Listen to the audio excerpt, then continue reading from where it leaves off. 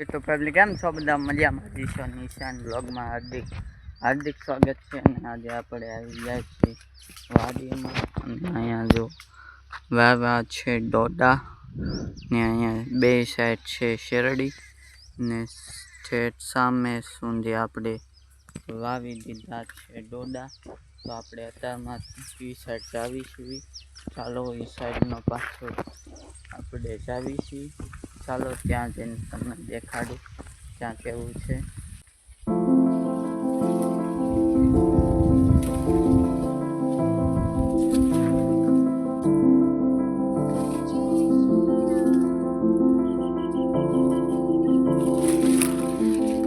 મિત્રો આપણે હવે વાડીમાં આવ્યા છીએ અને આમાં કોક કેરડાના છોડ દેખાય છે તે આપણે ખેંચવાના છે. ને આમાં તો નથી પણ આ ભાગમાં કેળના છોડ વધારે દેખાય છે તો તે ખેંચી નાખવાના છે.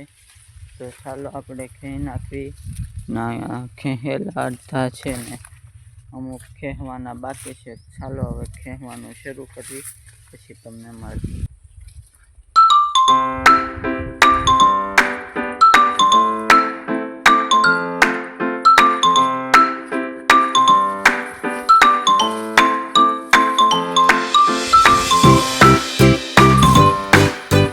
મિત્રો આપણે આમાં આટા મારવી છે ને આમાં કોક દેખાય છે ને કોક કાલ ખેંચી નાખેલા છે. જો અવડા છે પાછા એરડા તેને ખેંચવાના છે.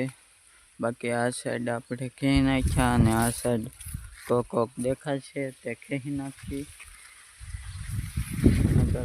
અહીંયા પાછું હલ્લર ઊભું રાખ્યું હતું પહેલાંનું અહીંયા છે પાછું.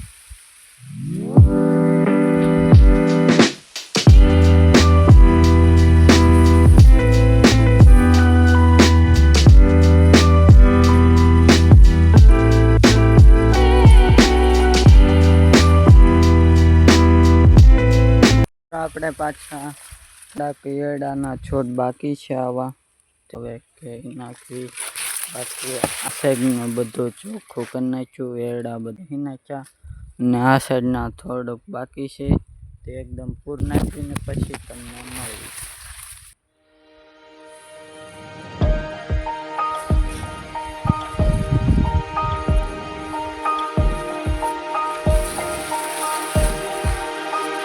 આપણે જો બધા એરડા કહીને વૈયાવ્યા છીએ તે જ આવી છીએ અને નજારો છે. બાકી વલપા પણ વાડી છે ત્યાં હું વાગ્યું છે ચાલો દેખાડું અને ત્યાંનો નજારો કેવો ચાલો તમને દેખાડું. મિત્રો આપણે આ શેઠે આવી ગયા છીએ અને અહીંનું કંઈક વાતાવરણ આવું છે. લીલુંછમ વાતાવરણ છે.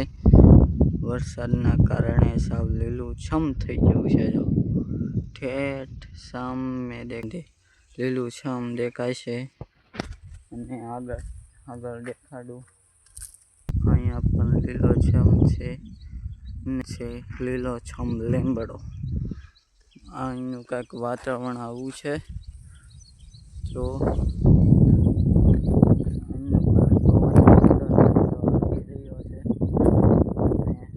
વાદળ અંધેરા છે. જો ચારે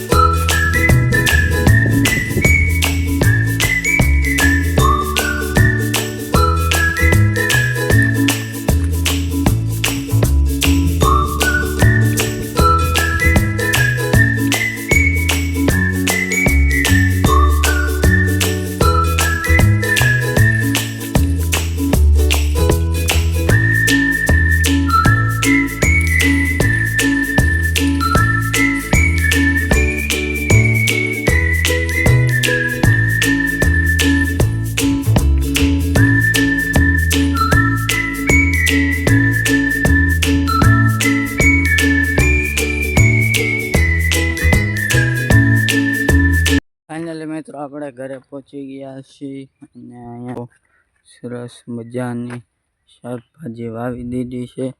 બાકી અહીંયા સુધી અને ઠેઠ નજર જાય છે અમે લગીન ત્યાં સુધી ઝાર વાવી દીધી છે. હવે વ્લોગ નાખ દેવાની ગમે તો લાઈક શેર સબસ્ક્રાઈબ કરી દેજો. આવા અવનવા વિડીયો આવતા રહેશે. બધાને જય માતાજી, જય દ્વારકાધીશ, જય રામાપીર. Bye bye.